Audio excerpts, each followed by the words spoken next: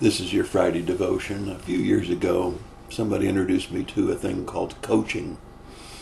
It's where a wise pastor will take staff and pastors under their wing and impart truth to them, principles, growth patterns, ideas, concepts.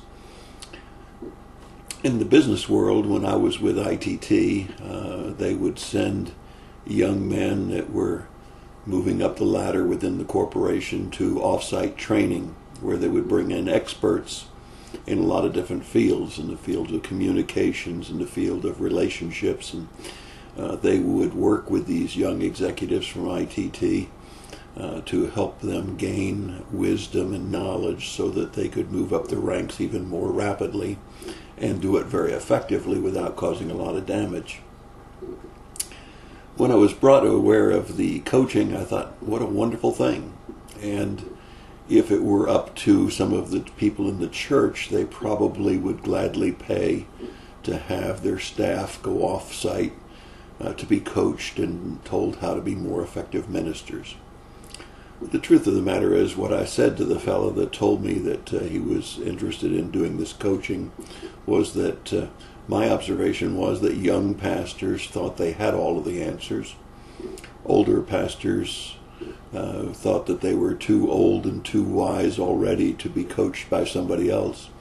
And because there was no pressure put on, as there was in the corporate world, where I was taken off campus for a whole week of my plant and trained by people that probably in dollars and cents and in position in their companies were no higher than I, but they had gained wisdom in particular areas.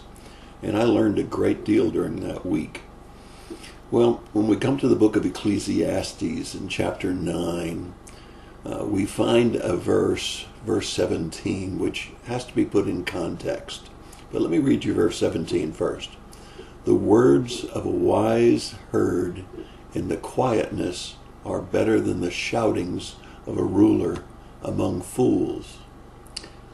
The words of the wise heard in quietness are better than the shoutings of a ruler amongst fools.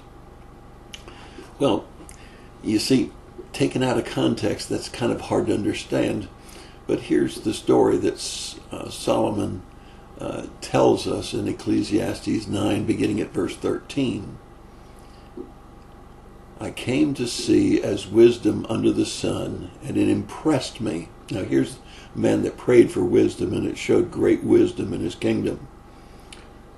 So this impressed him, even though he was the king, and even though he was very wise, God-given wisdom.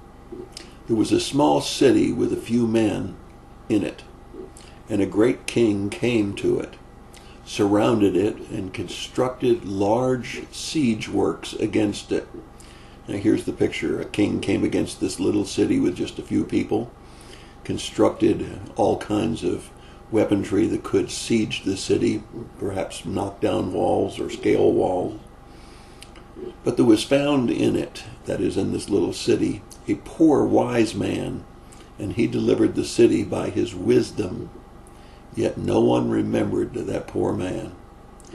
So here's a king outside the city with great power at his command, and he's ready to siege this little city. But a poor man, but wise man, delivered the city. That is, the king wasn't able to siege against it, but nobody remembered him. Then verse 16, Solomon goes on and says, So I said, wisdom is better than strength, but the wisdom of the poor man is despised, and his words are not heeded. The words of the wise heard in quietness are better than the shoutings of a ruler amongst fools. Now you certainly see what verse 17 is saying. This king shouting amongst a bunch of fools was done in by a wise poor man who spoke softly but had great wisdom. Verse 18 goes on and says, wisdom is better than weapons of war. Now that's really important to remember.